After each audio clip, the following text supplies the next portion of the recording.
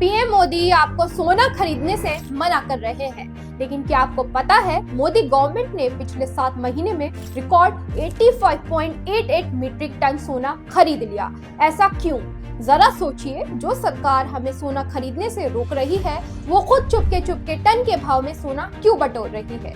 क्या कोई बड़ा आर्थिक संकट आने वाला है या इसके पीछे गवर्नमेंट की कोई बहुत बड़ी स्ट्रैटेजी है?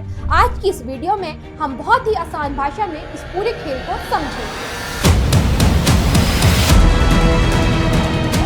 तो चलिए सबसे पहले उसी सवाल पर आते हैं, क्या सरकार वाकई रिकॉर्ड तोड़ सोना खरीद रही है? इसका सीधा और सच्चा जवाब है हाँ, ये बात बिल्कुल सच है। लेकिन जैसा कि मैंने कहा, ये सोना पीएम मोदी अपने घर के लिए नहीं बल्कि हमारा सेंट्रल बैंक यानी आरबीआई खरीद रहा है। और आरबीआई इस समय जिस रफ्तार से सोना बटोर रहा है उसने दुनिया भर के बड़े बड़े देशों को हैरान कर दिया है। आंकड़े देखिए, इस वक्त भारतीय रिजर्व बैंक के पास कुल 880.5 टन सोने का रिजर्व है। ये भारत की हिस्ट्री में अब तक का सबसे बड़ा रिकॉर्ड है, यानी ऑल टाइम हाई। और इस भारी भरकम सोने के दम पर भारत आज पूरी दुनिया में गोल्ड रिजर्व के मामले में 5वें नंबर पर पहुंच चुका है। यही वजह है कि आज हमारे कुल विदेशी मुद्रा भंडार यानी फॉरेन एक्सचेंज रिजर्व में सोने की हिस्सेदारी बढ़कर लगभग 16.7% हो चुकी है, जो पिछले साल के मुकाबले 5% ज्यादा है। फॉरेन एक्सचेंज रिजर्व का सीधा मतलब है देश का इंटरनेशनल वॉलेट या इमरजेंसी फंड, जो क्राइसिस के वक्त काम आता है। इसमें हमारी आरबीआई डॉलर, सोना और फॉरेन करेंसी बचा कर रखती है। इसका इस्तेमाल फॉरेन से सामान खरीदने और क्राइसिस के वक्त देश की इकोनॉमी को संभालने के लिए किया जाता है। लेकिन कहानी में असली ट्विस्ट सिर्फ सोना खरीदने का नहीं है, बल्कि खेल तो ये है कि ये सोना रखा कहाँ जा रहा है। एक समय था जब भारत अपना सोना विदेशी बैंकों की तिजोरियों में सुरक्षित रखता था।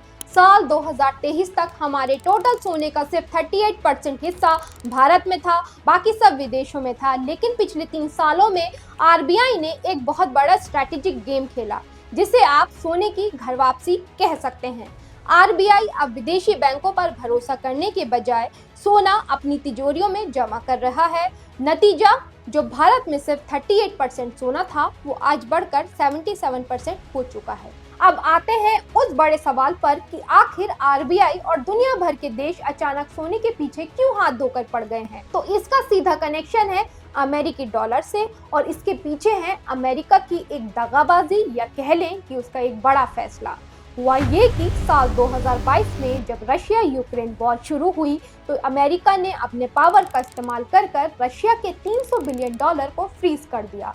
रशिया का जो पैसा अमेरिकी बैंकों में था, अमेरिका ने उसे देने से मना कर दिया। इस एक झटके ने पूरी दुनिया को डरा दिया। सब समझ गए कि अमेरिका अपनी करेंसी डॉलर को कभी भी हथियार की तरह इस्तेमाल कर सकता है।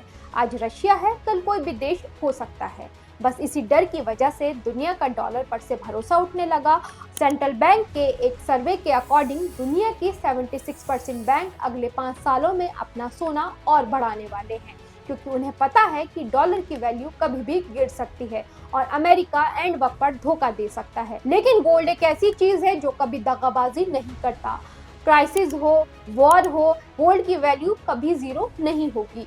सोने से दुनिया के किसी भी कोने में कोई भी सामान खरीदा या कोई भी करेंसी कभी भी खरीदी जा सकती है। भारत और आरबीआई भी यही कर रहे हैं। डॉलर के रिस्क को कम करके देश की तिजोरी को सोने से सुरक्षित कर रहे हैं। अब आता है सबसे बड़ा ट्विस्ट। आप कहेंगे कि जब सोना इतना ही सुरक्षित है और मुश्किल वक्त में काम आता है तो सरकार हमें क्यों रोक रही है? क्या ये दोगलापन नहीं है? तो इसका सीधा जवाब छिपा है भारत के इंपोर्ट बिल और विदेशी मुद्रा भंडार में। एक कड़वा सच जरूर है कि भारत अपनी जरूरत का लगभग 99% सोना विदेशों से खरीदता है, और विदेशों से सोना खरीदने के लिए हमें अपनी जेब से डॉलर चुकाने पड़ते हैं। यानी देश की जनता जितना ज्यादा सोना खरीदेगी, भारत की तिजोरी से उतने ही ज्यादा डॉलर बाहर चला जाएगा। आपको अंदाजा भी नहीं होगा, हमारे कुल इंपोर्ट बिल में सोना दूसरे नंबर पर आता है। पिछले साल भारत ने करीब 6.4 लाख करोड़ रुपए का सोना बाहर से मंगाया।